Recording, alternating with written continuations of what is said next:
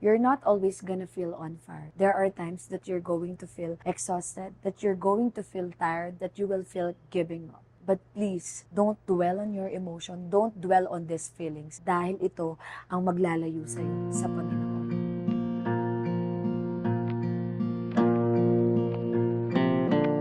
So I was a college student back then when I attended a youth camp. So it's an awakening youth camp way back 2016. Doon ko mas na-experience yung magiging on fire for the Lord. Doon ko mas nakita yung purpose ng Panginoon para sa buhay ko. Doon ko na-receive yung calling ko as a worship leader. And you know, after that youth camp, ayaw ko nang mag-aral. Kasi gusto ko na lang mag-Bible school. Kasi mas na-experience ko si Lord yung redemption, yung restoration, yung purpose niya para sa buhay ko. But of course, I still need to embrace my season as a student.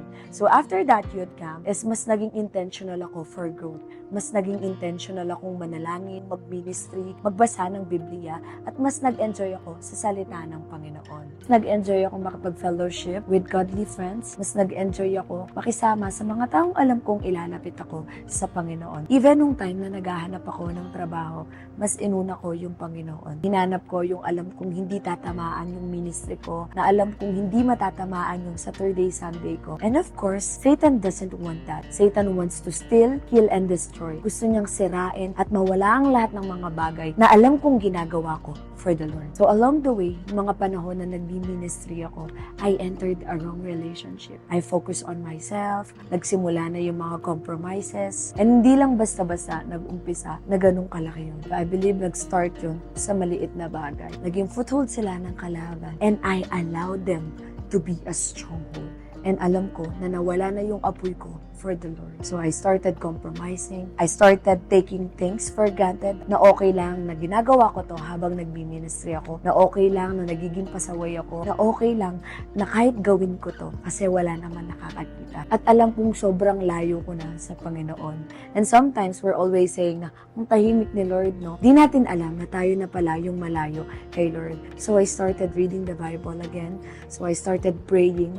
And alam nyo, lagi nyo itong tandaan, sa mga panahon na mas nahihirapan kang bumalik, mas lalo kang bumalik sa Panginoon. Sa mga panahon na mas nahihirapan kang manalangin, mas lalo kang manalangin.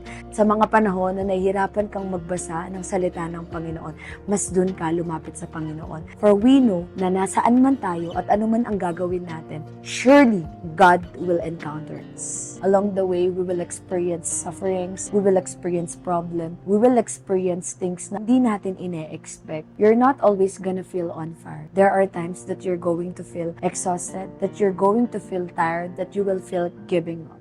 And you will have all these feelings. But please, don't dwell on your emotion. Don't dwell on these feelings. Bakit? Dahil ito ang maglalayo sa'yo sa Panginoon.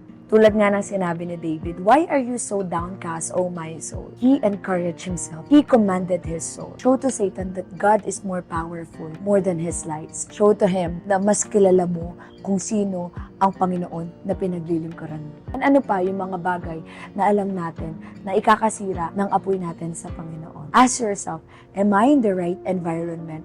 Am I with the right people? So kung alam mo na meron mga bagay, may mga tao, may mga sitwasyon na alam mong ilalayo ka sa Panginoon, surrender it all to the Lord. And please know that Jesus is the main thing. Mawala man ang mga bagay na meron ka, mawala man ang mga taong nakapaligid sa'yo, wag na wag mo lang hayaan mawala si Jesus sa puso.